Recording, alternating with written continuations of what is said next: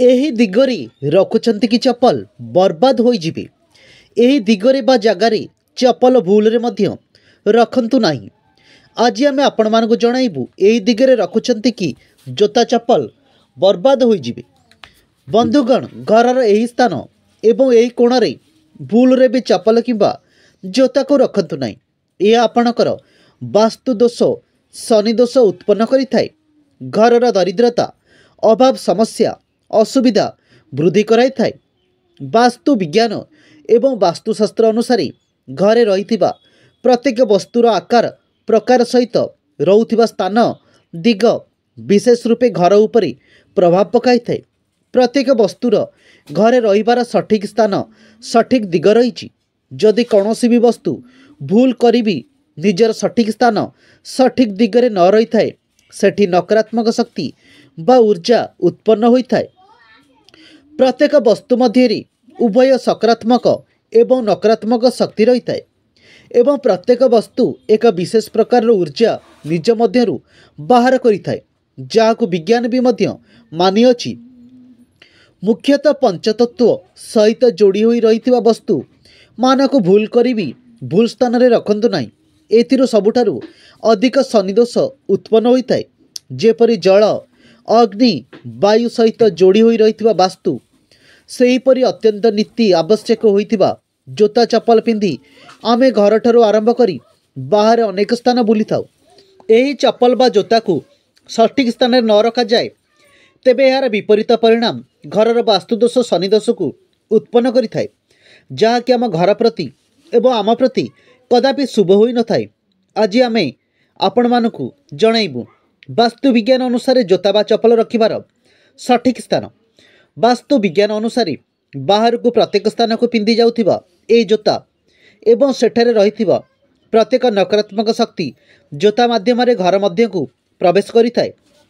ତେଣୁ ଏହାକୁ ବାସ୍ତୁ ଅନୁସାରେ କୁହାଯାଇଥିବା ସଠିକ୍ ସ୍ଥାନରେ ରହିବା ନିହାତି ଆବଶ୍ୟକ ହୋଇଥାଏ। ପ୍ରଥମ କଥା, ପ୍ରତ୍ୟେକ ଲୋକ ଜୋତାକୁ ଘର ବାହାରେ ରଖୁଥିବା ବେଳେ ପ୍ରତ୍ୟେକ ଲୋକ ଘର ମଧ୍ୟରେ ଜୋତାକୁ ପିନ୍ଧି ଘର ଭିତରକୁ ପ୍ରବେଶ କରିଥାନ୍ତି, ଯାହା ସମ୍ପୂର୍ଣ୍ଣ ଅଶୁଭ।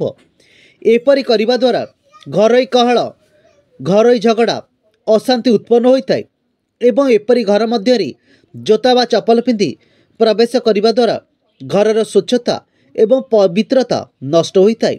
ଫଳରେ ଅଦୃଶ୍ୟ ଭାବେ ବାସ କରିଥିବା ଦେବାଦେବୀ, ଇଷ୍ଟ ଦେବାଦେବୀଙ୍କର ବାସ ଉଠିବାକୁ ଲାଗିଥାଏ।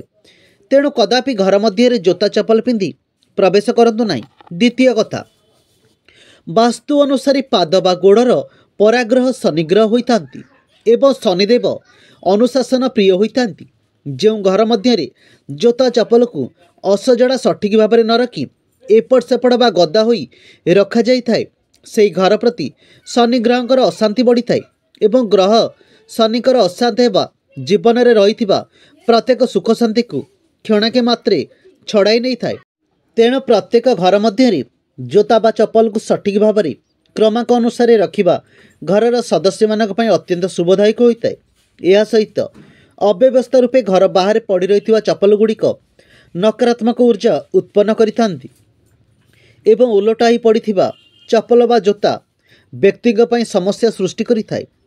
ତୃତୀୟ କଥା, ଅବ୍ୟବହୃତ ହେଉଥିବା ଚପଲ ବା ଜୋତା, ପୁରୁଣା ଜୋତା ବା ପଡ଼ି ରହିଥିବା ଜୋତା ଚପଲକୁ ଘରୁ ବାହାର କରିଦିଅନ୍ତୁ, ନଚେତ୍ ଅସହାୟମାନଙ୍କୁ ସାହାଯ୍ୟ ଆକାରରେ ଦେଇଦିଅନ୍ତୁ। ଏପରି କରିବା ଦ୍ୱାରା ଶନିଦେବଙ୍କର କୃପା ବନି ରହିଥାଏ।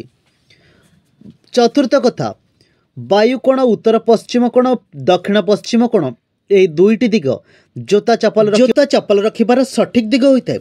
ଏହା ସହିତ କଦାପି ଜୋତା ରଖୁଥିବା ସ୍ଥାନ, ଆଲମିରା ବା ଷ୍ଟାଣ୍ଡକୁ ଘରର କୌଣସି କାନ୍ଥ ସହିତ ଯୋଡ଼ି କରି ରଖନ୍ତୁ ନାହିଁ। ଏହା ସହିତ ଘରର ଠାକୁର ଘର ସାମ୍ନା, ରୋଷେଇ ଘରର ସାମ୍ନାରେ କଦାପି ଚପଲ ରଖନ୍ତୁ ନାହିଁ କିମ୍ବା ଜୋତା ଚପଲ ରଖିବାର ସ୍ଥାନ କରନ୍ତୁ ନାହିଁ। ପଞ୍ଚମ କଥା, ଧାର୍ମିକ ଉପରେ ବିଶ୍ୱାସ ଭରସା କରୁଥିବା ବ୍ୟକ୍ତିମାନେ କଦାପି ଚମଡ଼ା ଚପଲର ବ୍ୟବହାର କରନ୍ତୁ ନାହିଁ। ଏହା ଗୋଟିଏ ଜୀବର ମୃତ୍ୟୁ ପରେ ବା ତା'ର ଚମଡ଼ାରେ ନିର୍ମିତ ହୋଇଥିବା ଚପଲ ହୋଇଥାଏ। ଏହି ଚପଲକୁ ଧାର୍ମିକ ବ୍ୟକ୍ତିମାନେ ପାଦରେ ବା ଗୋଡ଼ରେ ଧାରଣ କରିବା ଦ୍ୱାରା ସେମାନେ ଜୀବନରେ କରିଥିବା ଧାର୍ମିକ କାର୍ଯ୍ୟର ପୁଣ୍ୟ ସବୁ ନଷ୍ଟ ହୋଇଯାଇଥାଏ। ତେଣୁ ଧାର୍ମିକ ପୁଣ୍ୟ କାମ କରୁଥିବା ବ୍ୟକ୍ତି, ମହିଳାମାନେ चमड़ा चप्पल व्यवहार करंतु नहीं। एहापरे कला रंग शनिदेवंकर रंग होइथाय एवं गोड़े धारण करुथिबा जोता चप्पलर कराग्रह शनिदेव होइथांती। तेणु कला जोता धारण करने अत्यंत शुभ होता है एवं कौनसी भी विशेष कार्य शुभ कार्य जीवा समय कला जोता बा चप्पल पिंधिबा अत्यंत शुभदायक होता है। सेही कार्य निश्चय सफलता मिलता है एवं एहीपरि कला जोता पिंधिबा द्वारा स्थगित रही कार्यर आरंभ होता है।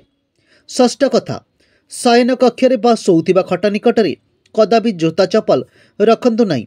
यह आपणकर स्वास्थ्य जनित समस्या उत्पन्न होता है। सेतिपाई शयन कक्षरे बा शोउथिबा खट निकटरे जोता चप्पल रखंतु नहीं।